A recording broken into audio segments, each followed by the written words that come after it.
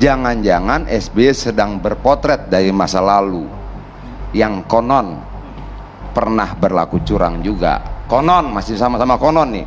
Kenapa peningkatan suara tiba-tiba, lalu kemudian anggota KPU yang kemudian menjadi menteri kehakiman, yang dilantik menjadi menteri kehakiman di bulan yang sama ketika SBY dilantik, lalu anggota KPU yang kemudian menjadi ketua umum Partai Demokrat, lalu kemudian dua anggota KPU yang sama juga yang kemudian menjadi tersangka korupsi, lalu ada lagi dugaan anggota KPU yang lain juga yang katanya menjadi tersangka pemalsuan surat Mahkamah Konstitusi. Banyak.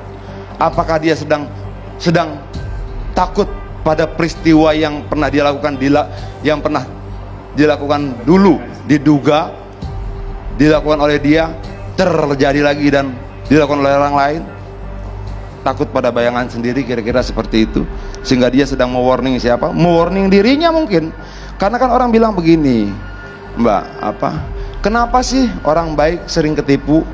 Karena dia selalu berpikir orang lain juga baik, orang lain seperti dirinya. Begitu juga orang yang curang akan berpikir orang lain curang, karena orang selalu menggunakan dirinya untuk mengukur orang lain, kira-kira seperti itu.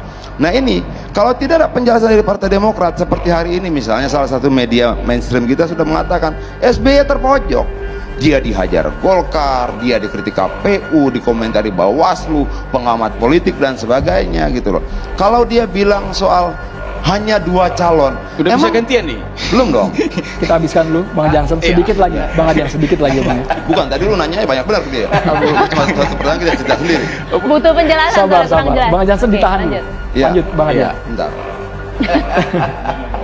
Ini semuanya kayak gua aja sih di sebelum kita iklan, sabar, segmen masih banyak. Bang Adian, dilanjutkan. Kalau kemudian dua calon itu lalu terjadi karena proses negosiasi politik, pembicaraan antara politik, lalu bersepakat dua calon, lalu kita mau bilang dua calon itu curang gitu? Agar apa? Agar apa yang dikhawatirkan SBY seolah-olah menjadi benar. Lalu kalau kemudian dalam proses negosiasi tawar-menawar politik segala macam, persamaan ide, pandangan dan lain-lain, ternyata cuma dua calon, gimana?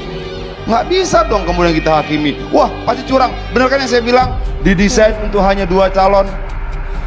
Atau jangan-jangan bahasa SBY ini untuk memastikan ada calon lain, dia mau dorong anaknya, misalnya seperti itu. Gini loh, karena apa yang disampaikan SBY menurut saya ya ini penting ya.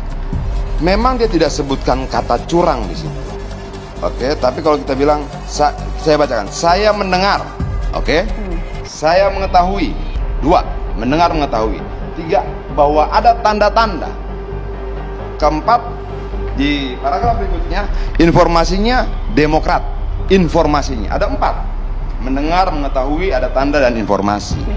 Artinya bahwa ini bukan dugaan. Kalau saya bilang harusnya SBY langsung datang kantor polisi.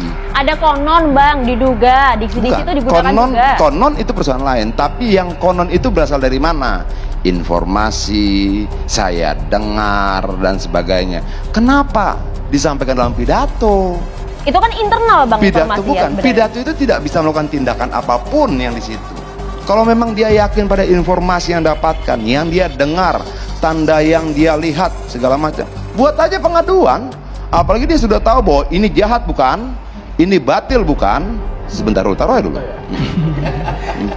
Ya, taruh dulu. Ya, artinya bahwa kenapa harus dibawa jadi pidato? Buat laporan pengaduan, bukan bikin pidato. Kenapa? Ini kan akhirnya membuat orang jadi gelisah.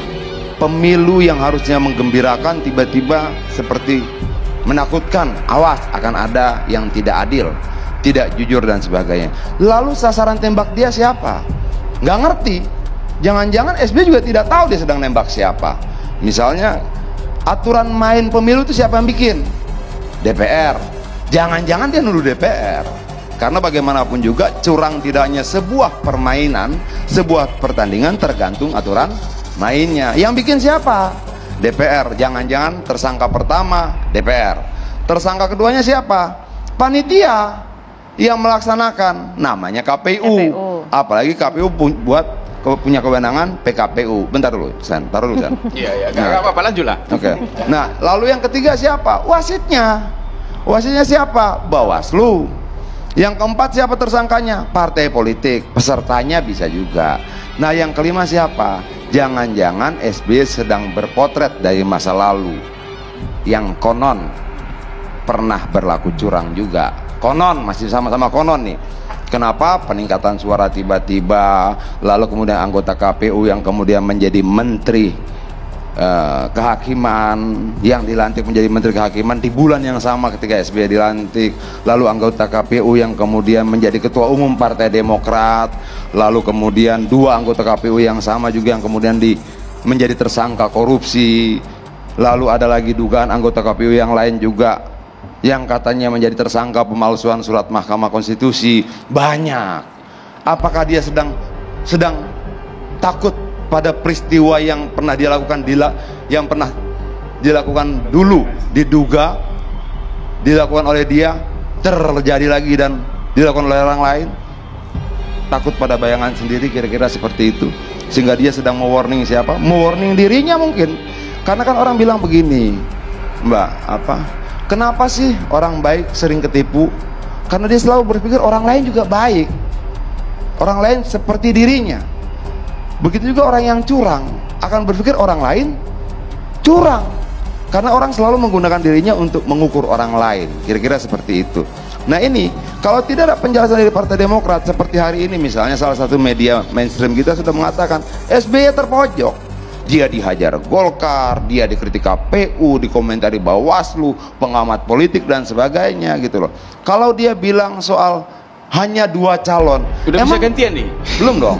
Kita habiskan dulu Bang Jansen, sedikit lagi Bang Adian, sedikit lagi Bang. Bukan, tadi lu nanya banyak benar ke dia. Cuma satu pertanyaan kita cerita sendiri. Butuh penjelasan. Sabar. Jelas. Bang Jansen ditahan. Lanjut Bang Adian. Bentar.